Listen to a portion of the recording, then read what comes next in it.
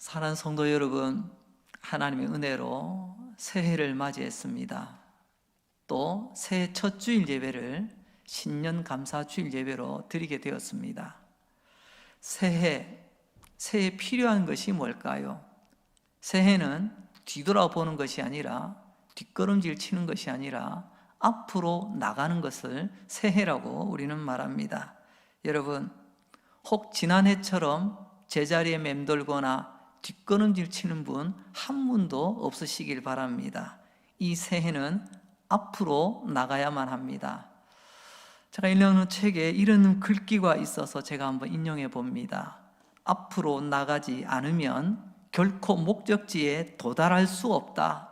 왜냐하면 목적지는 언제나 앞에 있기 때문이다. 우리는 앞쪽이 어딘지 잘 모릅니다. 하지만 우리가 알고 있는 게 있습니다. 우리가 생각하는 계획, 꿈, 그리고 삶의 목적, 그것은 뒤에 있지 않고 앞에 있다는 것입니다. 그래서 우리는 앞으로라는 말을 씁니다. 그 앞쪽에 우리의 목적이 있고요, 그 앞쪽에 우리의 인생의 승리가 있습니다. 그래서 앞으로 나가지 못하면 절대로 목적지에 도달할 수가 없습니다.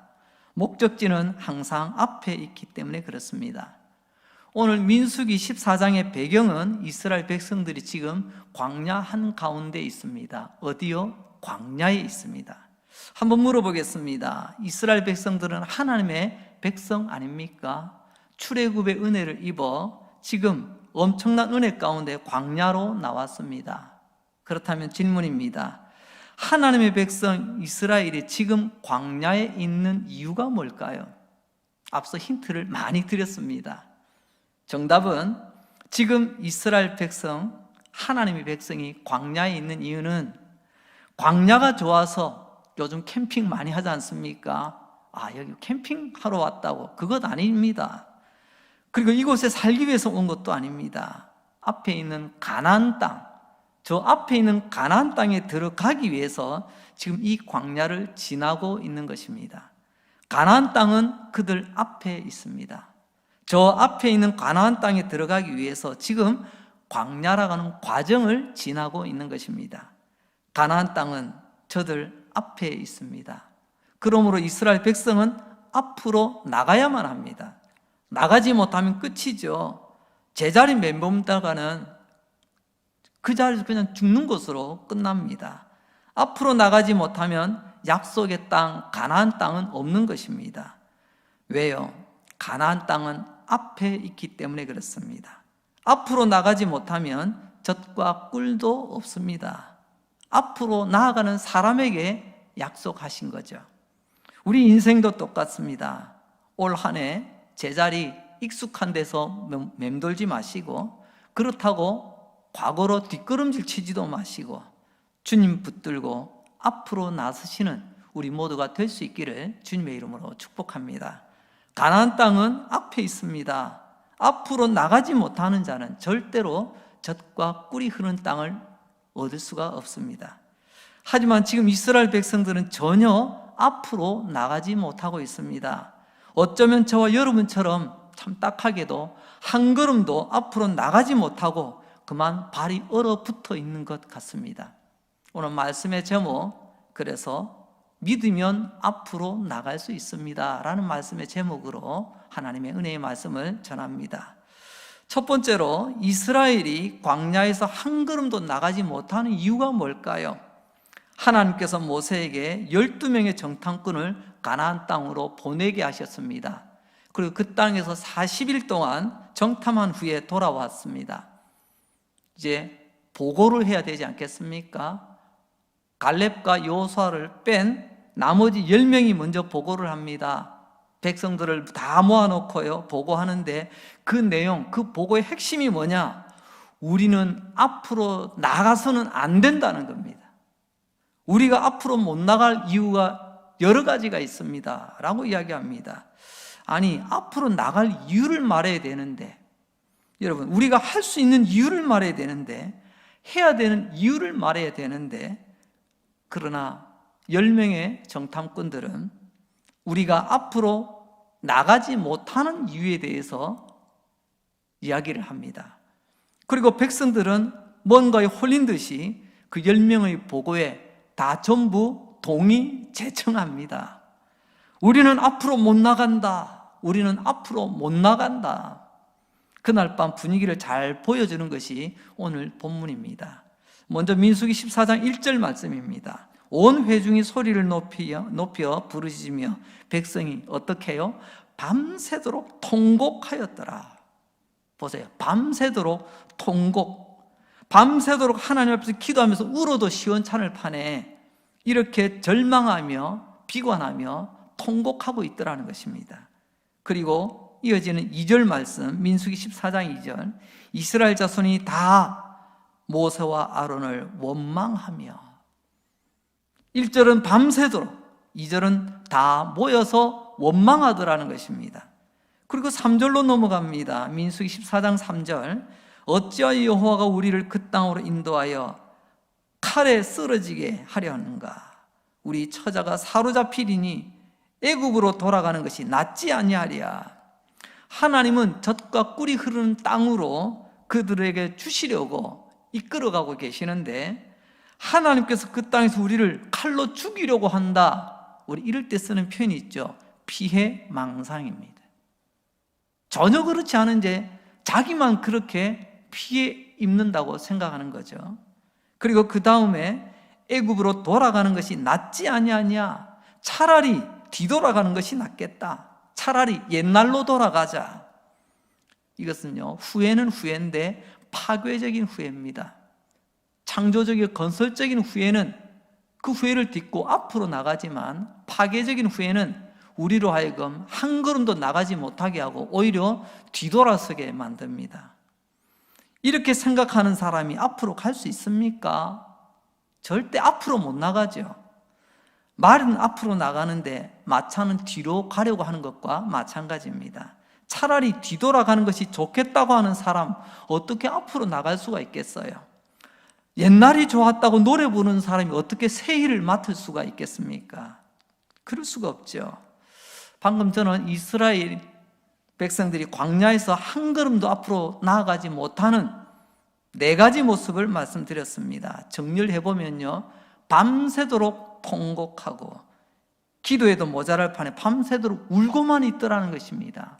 두 번째로는요, 그들이 다 모여 하나님 원망하고요, 그들의 지도자들을 원망하고 있더라는 것입니다. 세 번째로는요, 하나님 우리를 칼로 죽이려는 모양이다. 피해망상에 절어 있습니다. 네 번째로는요, 차라리 돌아가는 것이 낫겠다. 파괴적인 후회를 하고 있습니다. 자, 이 4가지의 반응, 그 4가지 반응의 본질이 뭔지 느껴지십니까? 이 4가지를 잘 걸러보면요, 공통점이 있습니다.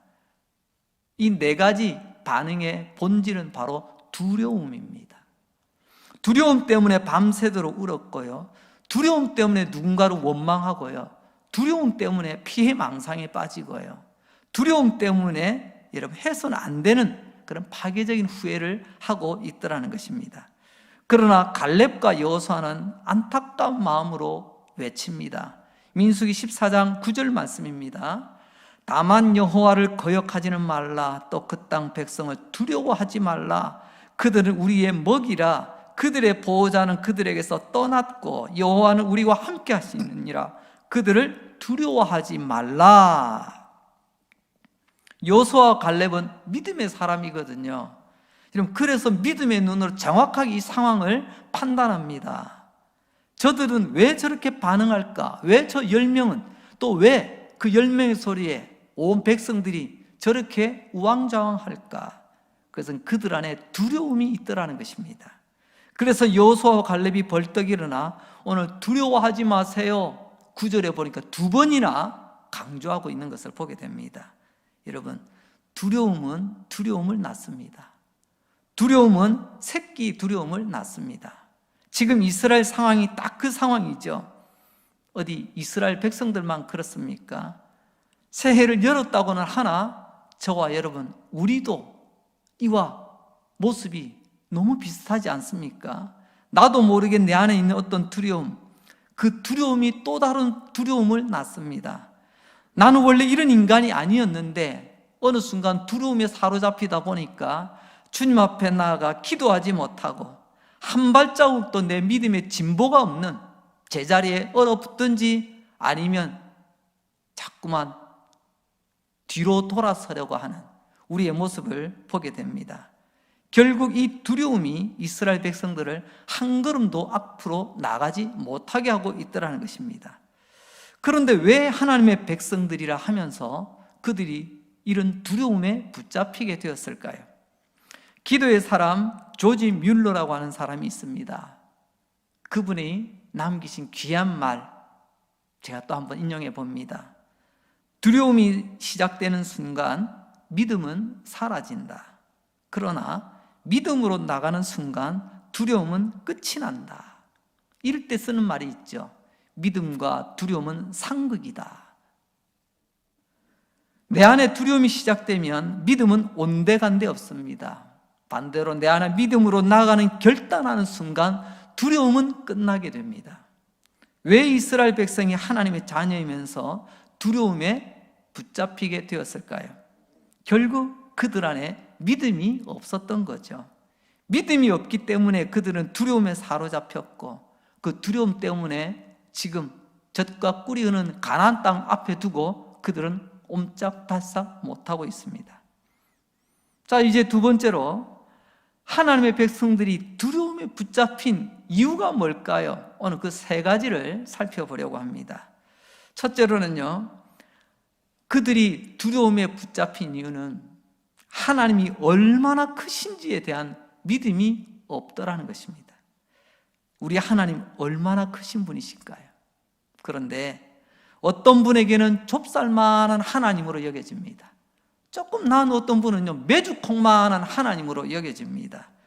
내게 하나님이 그렇게 작게 여겨지니 세상의 모든 일을 대할 때마다 두려운 겁니다. 그들은 하나님이 얼마나 크신지에 대한 믿음이 없었던 거죠. 이 10명의 정탐꾼과 그들의 보고에 동의했던 이스라엘 백성들이 했던 말 다시 한번 돌아봅니다. 민수기 13장 28절 말씀입니다. 그러나 그 땅 거주민은 강하고 성읍은 견고하고 심이 클 뿐 아니라 거기서 아낙 자손을 보았다. 강하고 견고하고 크답니다. 뭐가요? 그 성이 말입니다. 뭐가요? 그곳에 있는 사람들이 말입니다. 딱 두 가지죠. 그 성은 아주 크더라. 그 사람들 아주 덩치가 크더라.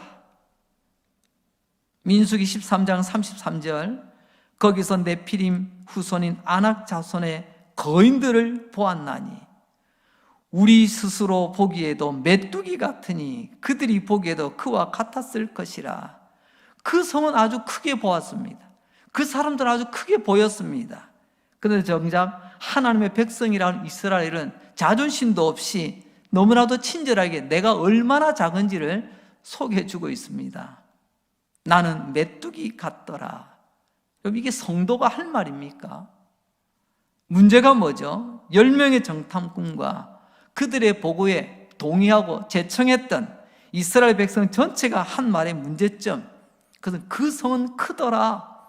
그곳 사람들은 너무나도 체격이 좋더라. 하지만 밤새워 이걸로 이야기하는데 정작 그들의 입에 하나님은 크시다라는 말은 한마디도 없어요. 이게 무슨 신앙이죠? 이게 무슨 믿음인가요? 성은 크고 사람은 크다. 그런데 그 크신 하나님, 그 크고 위대하신 하나님에 대해서는 한마디도 없는 이스라엘의 모습. 결국 그들은 그래서 두려움의 밥이 되고 만 것입니다. 그러니 한 발자국도 앞으로 나가지 못한 것입니다. 그 성은 크고 그 사람은 크다고요? 거기에 대해서 하나님은 어떤 분이신가에 대해서 한마디라도 해보셨습니까?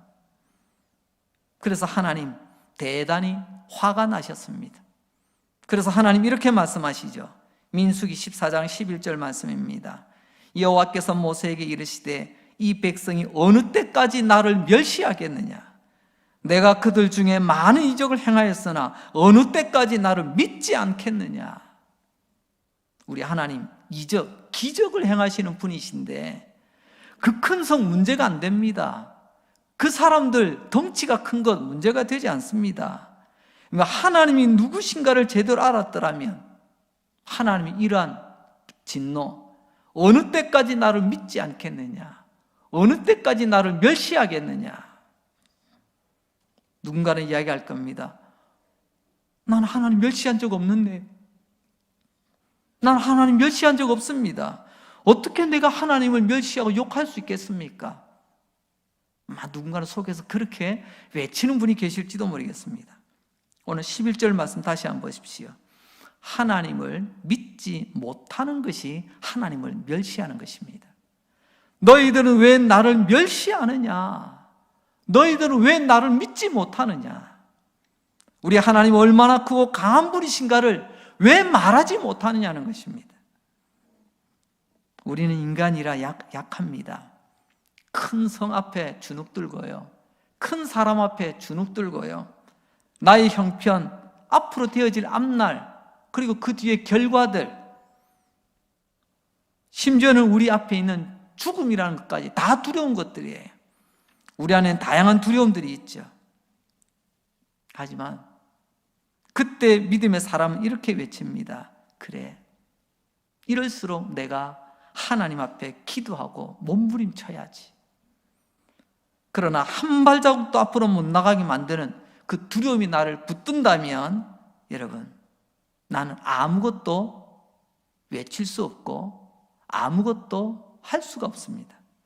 하나님이 얼마나 크고 위대한 분이신가를 믿어야 우리는 기도할 수 있고 믿어야 우리는 앞으로 나갈 수 있게 되는 것입니다. 이사야서 40장 26절 말씀입니다. 우리 성도님들, 우리 함께 한번 읽어보도록 하겠습니다. 시작. 너희는 눈을 높이 들으러 누가 이 모든 것을 창조하였나 보라. 주께서는 수요대로 만상을 이끌어내시고 그들의 모든 이름을 부르시나니 그의 권세가 크고 그의 능력이 강함으로 하나도 빠짐이 없느니라. 우리 하나님 권세가 크십니다. 우리 하나님 능력이 위대하십니다. 그 성보다 하나님이 더 크시죠? 그 사람들보다 하나님이 더 크시죠? 이 믿음이 그들에게 없었던 것입니다. 이 믿음이 그들에게 없으니 그들은 두려움에 사로잡히게 되었고 두려움에 붙잡히게 되니 한 발자국도 앞으로 나가지 못하고 있더라는 것입니다. 두 번째, 그들에게 없는 것은 하나님이 함께 하신다는 믿음이 없었습니다. 결론적으로 말씀드리면 하나님은 우리와 함께 하십니다. 이 한마디에 벌써 우리 안에 두려움은 벌벌 떨고 도망갈 준비를 합니다. 하나님은 나와 함께 하십니다. 이 한마디에 두려움은 보따리를 싸고 떠날 준비를 합니다. 여러분, 하나님 나와 함께 하십니다. 그때 내 안에서는 담대함의 싹이 돋아나기 시작합니다. 젖먹이 아이들 있죠. 갓난쟁이 아이들. 아무것도 모르는 것 같지만요, 이 아이들도요, 자기의 감정을 표현할 줄 압니다.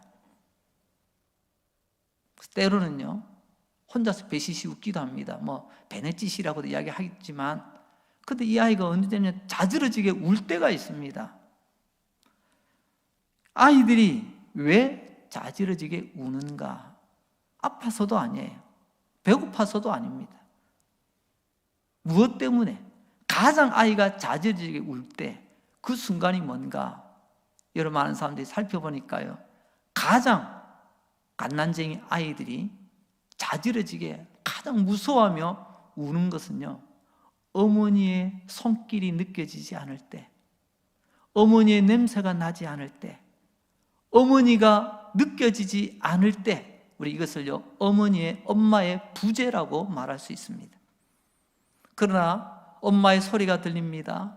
엄마의 손길이 느껴집니다. 엄마의 채취가 느껴집니다. 즉 엄마의 임재가 느껴질 때 이 갓난쟁이 아이는요, 금세 울음을 그치고 미소를 머금습니다. 방긋 웃습니다. 우리에게 많은 것을 가르쳐 주죠. 아가에게 엄마는 전능자입니다. 아가에게 엄마는 모든 걸 다 해결해 주잖아요. 엄마의 부재가 아기에게 최고의 두려움이었고, 엄마의 임재가 그 두려움을 몰아내고 평안을 찾는 가장 중요한 이유가 되었습니다. 그렇다면 우리에게도 하나님 아버지의 임재가 얼마나 큰 평안을 가져다 주는지 아십니까? 사실 우리에게 가장 큰 두려움은 하나님의 부재입니다. 하나님이 나와 함께 하지 않는 것 같아 나 홀로 맨주먹으로 이 거센 세파를 해치고 나가야 될 것 같은 그런 두려움이 우리에게 찾아오기도 합니다. 성도 여러분, 지금 이스라엘은 두려움에 사로잡혀 있습니다. 한 걸음도 앞으로 나가지 못하고 있습니다. 왜요? 하나님의 임재에 대한 믿음이 전혀 없었던 거죠. 하나님 우리와 함께 하신다는 그 믿음이 하나도 없었던 것입니다. 엄마의 부재 속에 무서워 우는 아기처럼 하나님이 지금 나와 함께 한다고 하는 이 믿음이 하나도 없었던 것입니다. 그래서 그들은 어떻게 했나요? 우리는 앞서 1절 말씀을 보았습니다. 민수기 14장 1절 다시 봅니다. 온 회중이 소리 높여 부르짖으며 백성이 밤새도록 통곡하였더라. 젖먹이 아기가 밤새도록 우는 그 모습, 엄마가 느껴지지 않을 때, 아빠 하나님의 부재 때문에 이스라엘 백성들이 밤새도록 무서워 통곡, 땅을 치며 가슴을 치며 옷을 찢으며 울고 있더라는 것입니다. 이게 얼마나 안타까운지 우리 믿음의 사람 여호수아가 벌떡 일어나 이렇게 외칩니다. 민수기 14장 9절 하반절입니다. 여호와는 우리와 함께 하시느니라. 그들을 두려워하지 말라. 여러분이 두려운 이유는 하나님이 함께하지 않는다고 생각하는 것입니다. 그러나 하나님은 함께 하십니다. 왜 두려워하십니까? 여호와는 우리와 함께 하시느니라. 그들은 두려워하지 마라. 하나님 우리와 함께 하심을 믿는다면 그들, 그 성, 그 사람들, 그 환경, 그 모든 인생의 바람과 파도를 두려워하지 마시기 바랍니다. 왜요? 하나님 우리와 함께 하시기 때문에 그렇습니다. 모든 순간 함께 하십니다. 어떤 상황 속에서도, 어떤 시간, 어떤 형편 속에서도 하나님은 우리와 함께 하십니다. 이거 못 믿으면 두려움이 우리를 꽉 붙듭니다. 하나님 우리를 결코 떠나지 않습니다. 우리를 버리지 않겠다고 약속하셨지 않습니까?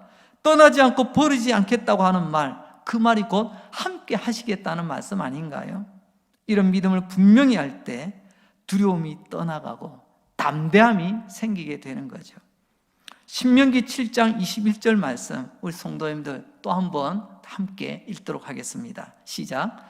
너는 그들을 두려워하지 말라.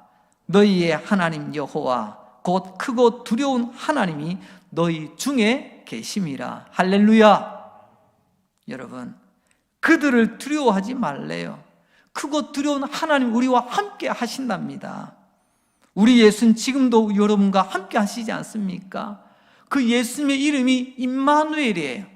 그 임마누엘의 뜻이 뭐죠? 여호와께서, 하나님께서 우리와 함께 하신다. 언제까지 함께 하시죠? 마태복음 28장을 보니까 세상 끝날까지 내가 너와 함께 하리라 이렇게 약속하셨습니다. 이 믿음을 분명히 할 때 우리는 두려움을 떨쳐내고 앞으로 나갈 수 있는 것입니다. 세 번째, 이스라엘 백성들에게 없었던 건 하나님의 약속은 변함이 없다고 하는 이 믿음이 없었어요. 믿음이 없기 때문에 그들은 두려움에 발목 잡혔죠. 그러니 한 걸음도 앞으로 못 나갔습니다. 바로 저 앞에 있는 젖과 꿀이 흐르는 약속의 땅이 있는데도 말입니다. 앞으로 나가지 못한, 그저 바라만 보고 있습니다. 이때 쓰는 말이 있죠. 그림의 떡입니다. 하나님 2021년 이 한 해 우리에게 약속의 땅으로 주셨습니다. 그러나 하나님의 이 약속을 믿지 못한다면 그저 우리에게는 그림의 떡으로만 남게 될 것입니다. 여러분, 이 한 해 동안 어떻게 사실 작정이십니까? 앞으로 못 나가면 그림의 떡입니다. 앞으로 나가는 사람만이 하나님이 약속하신 것을 쟁취하게 될 것입니다. 그들에게 없었던 세 번째, 하나님의 약속은 변함이 없다는 이 믿음이 없었기에 저들은 두려움에 떨고 꼼짝달싹 못하고 그저 광야 가운데 머물러 있더라는 것입니다. 가나안 땅을 주리라. 누가 한 말입니까? 모세가 한 말입니까? 갈렙이 한 말입니까? 여호수아가 한 말입니까? 세상에 그 어떤 정치가, 어떤 철학자가 한 말입니까? 아니죠. 살아계신 하나님께서 하신 말씀입니다. 지금 내 형편은 광야이지만, 들려오는 소식은 어렵고 답답한 소식만 넘치지만, 하나님이 그렇게 말씀하셨기 때문에 하나님은 그렇게 하실 것입니다. 이 믿음을 가지고 우리가 나아가야 올 한 해 앞으로 나아가 하나님의 약속을 이룰 수 있지 않겠습니까?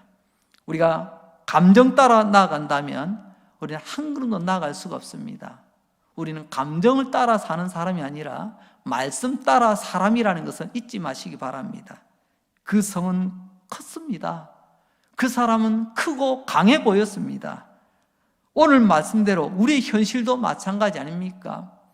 내 눈앞에 보이는 것들은 내가 감당하기에는 너무나 버겁습니다.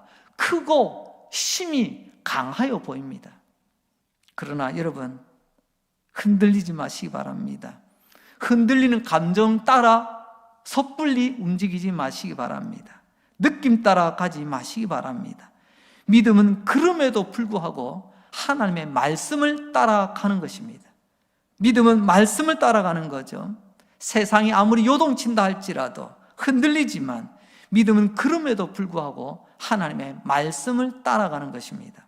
오늘 민수기 14장이라는 이 시점, 그때도 힘들고 어려운 형편이었습니다. 광야에서 들려오는 뉴스도 참 답답한 뉴스, 안 들었으면 좋은 뉴스들만 넘칩니다. 여러분, 그때나 지금이나 다를 게 뭐 있습니까? 우리는 이때 마음이 흔들립니다. 이게 현실이죠. 그러나 이때 믿음의 사람이 물어야 될 것이 있습니다. 그래, 사람들은 뭐라고 하던데, 저 10명의 정탐꾼은 이렇게 이야기하는데, 뉴스에서는 이렇게 이야기하고 있는데 하나님은 뭐라고 하시더냐는 것입니다. 현실은 광야입니다. 10명의 정탐꾼들이 들려준 뉴스는 답답하기 그지없는 고구마 뉴스입니다. 내 마음이 그래서 흔들립니다. 하지만 여기서 물어야 될 것, 하나님은 뭐라고 말씀하시더냐? 민수기 14장 8절 말씀입니다. 여호와께서 우리를 기뻐하시면 우리를 그 땅으로 첫째 인도하여 둘째 들이시고 그 땅을 우리에게 셋째 주시리라. 이는 과연 젖과 꿀이 흐르는 땅이니라. 하나님께서 뭐라고 말씀하셨죠? 오늘 내 형편은 광야요, 들려오는 뉴스는 답답하지만, 앞날에 대한 보장은 불투명하지만, 그러나 하나님 뭐라고 말씀하시죠? 8절 말씀 보니 3가지 말씀하셨습니다. 내가 너희를 인도할 것이다. 내가 너희를 가나안 땅으로 들어가게 할 것이다. 내가 이 땅을 너희에게 줄 것이다. 하나님 그렇게 말씀하시지 않습니까? 이 말씀에 대한 분명한 믿음을 가져야 합니다.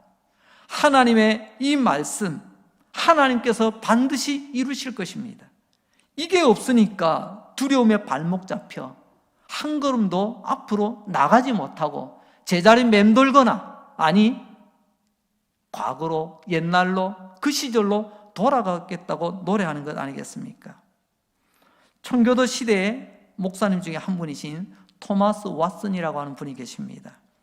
그분은 믿음에 대해서 우리에게 이렇게 정의하셨습니다. 전에도 언젠가 한번 인용한 적이 있는데요, 다시 한번 인용합니다. 믿음은 하나님의 약속을 믿는 믿음이 되어야 합니다. 하나님의 약속, 하나님의 말씀을 믿는 믿음은 팽팽한 튜브와 같은데, 이 튜브는 어떤 거센 바다에 빠져 거센 파도가 치더라도 이 튜브를 붙들고 있는 자는 결코 그 바다에 가라앉지 않습니다. 사실 그렇지 않습니까? 세상이라고 하는 파도가 얼마나 거셉니까? 그래서 우리는 우리를 살려낼 구명 튜브가 필요합니다. 바람 빠지는 튜브 말고요, 빵꾸 난 튜브 말고요, 붙잡으면 가라앉는 그런 튜브 말고요, 어떤 세찬 파도에도 붙잡으면 가라앉지 않는 그런 튜브, 그게 바로 하나님의 말씀이라고 하는 튜브입니다. 하나님의 그 말씀 붙드시고 하나님의 말씀과 함께 나아가시는 우리 성도님들 다 되시길 바랍니다. 이제 말씀을 정리하려고 합니다. 어릴 적 그때 당시 놀이가 있나요? 제가 살던 동네에는 마을 한가운데 철길이 있었습니다. 지금은 보수공사로 되어 있지만 동해 남부선 철도가 있고요. 또 안쪽으로는 군부대 탄약창이 6.25 이후부터 계속 있어서 군부대로 들어가는 또 철로가 하나 있었습니다. 동해안으로 달리는 철길은 기차가 수시로 다니니까 그 철길은 함부로 우리 올라가지 않았습니다. 그러나 군부대로 들어가는 철로는요, 한 달에 한두 번 들어갈까 말까, 늘 놀고 있는 철로예요. 그래서 우리들에게는 아주 좋은 놀이터가 되었습니다. 근데 그 철로 지나가는 가운데 보면 우리 남대천만큼 큰 천은 아니지만 조그마한 천이 흘렀습니다. 그래서 다리로 철로가 연결이 되어 있습니다. 그 길이가 한 10m 정도 될까요? 제가 자료를 보니까 철로공사에는 1km당 침목, 그 철 레일 있지 않습니까? 레일을 받쳐주는 그런 침목이 약 1600에서 1700개 정도가 깔린다고 합니다. 그러니까 하나 간격이 평균 한 60cm 전후가 됩니다. 어린 시절 머스마들, 사내아이들 서로 자기가 세다고 자랑하기 위해서 그 다리 위에 갑니다. 그 침목 사이를 건너가야 합니다. 보통은 바닥이 다 보이니까 건너가기가 어렵지 않은데 똑같은 간격이지만 여러분 그 10m 다리 위에 놓여 있는 그 침목을 걸어가는 것은 웬만한 담력이 아니면 걸어갈 수가 없었습니다. 그 다른 친구에게 약하게 보이고 싶지는 않거든요. 그래서 거기를 지나가면 센 놈이네. 그래서 같이 어울릴 수가 있었습니다. 근데 그 가운데 한 친구는 건너갈 듯 말 듯 하다가 건너가지 못하는 친구가 있었습니다. 뒤에서는 열심히 걸어왔는데 딱 밑에 구멍이 뚫어져서 밑에 물이 흘러가는 그 모습이 보이는 그 자리에 가면 멈추게 됩니다. 여러분 60cm, 아무리 아이라고 하지만 그 폭이 얼마 되지 않거든요. 그러나 그 앞에서 멈춥니다. 왜 멈추게 될까요? 이유는 딱 하나입니다. 이미 겁을 먹고요, 두려우면요, 아무리 덩치가 커도요 그 앞에서 걸어갈 수가 없습니다. 그러나 아무리 작아도 겁 없이 바닥을 보지 않고 앞을 보며 여러분 그 침목 60cm 간격을 내 작은 걸음으로 맞춰서 건너가면요, 그 10m 다리 위에 바닥이 뚫어지는 그 철로의 침목을 건너갈 수가 있습니다. 여러분 그렇습니다. 오늘 우리도 마찬가지죠. 두려움이 우리를 휘잡으면요 60cm가 아니라 이러면 그보다 작은 6cm도 건너갈 수가 없습니다. 오늘 우리 안에 두려워하고 있는 그것 하나님은 알고 계십니다. 그것 때문에 우리의 인생이 한 걸음도 앞으로 나가지 못하고 젖과 꿀이 흐르는 약속의 땅이 저 앞에 있음에도 불구하고 그들은 하나님의 백성임에도 불구하고 한 걸음도 나가지 못하고 광야 가운데 머물러 있습니다. 아니, 되돌아가려고 합니다. 오늘 주신 하나님의 말씀을 믿으시기 바랍니다. 오늘 하나님의 말씀은 우리를 정죄하는 말씀이 아니라 하나님 우리의 연약함과 두려움을 잘 알고 계십니다. 우리가 두려움에 사로잡히면 아무것도 못한다는 것을 너무나도 잘 알고 계십니다. 그래서 오늘 이 말씀을 주시는 겁니다. 사랑하는 성도 여러분, 하나님이 얼마나 크신지를 믿으시기 바랍니다. 하나님이 우리와 함께 하신다는 것을 믿으시기 바랍니다. 어떤 상황 속에서도 하나님 우리를 버리지 아니하시고 떠나지 않는다는 사실을 믿으시기 바랍니다. 그리고 마지막으로 하나님의 약속은 반드시 이루신다는 것을 믿으시기 바랍니다. 그러면 하나님께서 올 한 해 우리 분명히 앞으로 나아가게 하실 것입니다. 이 한 해 동안 작년처럼 옛날처럼 제자리 맴돌지 마시고 우리 모두 앞으로 나아가 저 앞에 있는 하나님의 약속, 그게 한 달 뒤가 될지 반년지가 될지 우리는 알 수 없으나 분명한 것은 하나님께서 우리에게 주셨다는 것입니다.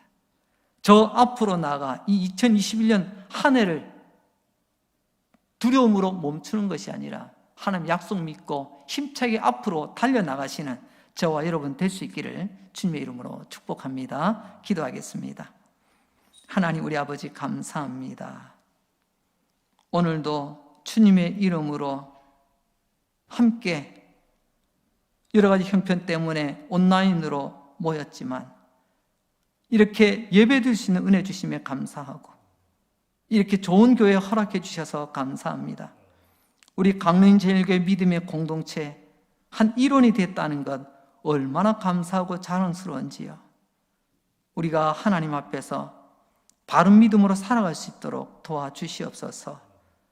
오늘도 말씀을 통하여 우리도 무언가 두려움에 붙잡히면 60cm밖에 되지 않는 침묵 앞에서 날마다 멈칫멈칫하는 못난 나의 모습, 오늘 말씀을 통하여 많은 것 깨닫게 해주시니 감사합니다. 우리 하나님 얼마나 크고 위대한 분이신가 다시 한번 깨닫게 해주시니 감사합니다. 세상 이야기는 할 줄 알고 사람들 이야기는 할 줄 알고 세상 돌아가는 이야기, 거래처 이야기를 할 줄 아는데 정작 우리 하나님 크시다는 이야기는 한 번도 해본 적이 없었던 부끄러운 나의 모습, 말씀을 통하여 깨닫게 하시니 감사합니다. 주님, 이제 아멘 하면 눈 뜨기 전에 우리 안에 병든 자를 고쳐주시기 원합니다. 묶여있는 자를 풀어주시기 원합니다. 능력의 주여, 우리 몸에 기적이 일어나기를 원합니다. 모든 병들이 치유되기를 원합니다. 모든 병마들이 떠나기를 원합니다. 모든 더러운 영들이 소문 없이 떠나가길 원합니다. 오늘의 간절한 우리의 기도가 내일은 감사가 되게 하시고 감정이 되게 하시고 찬송이 되게 하여 주시옵소서. 예수님의 이름으로 우리 강릉제일교회 성도들을 축복합니다. 우리 성도들 마음속에 자리 잡고 있는 두려움, 예수의 이름 앞에 온데간데 사라지게 하시고 담대함의 꽃이 피어나게 하여 주시옵소서.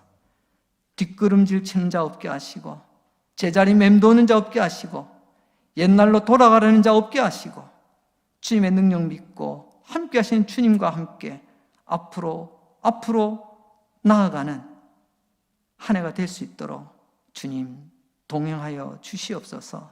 예수님 거룩하신 이름으로 기도합니다. 아멘.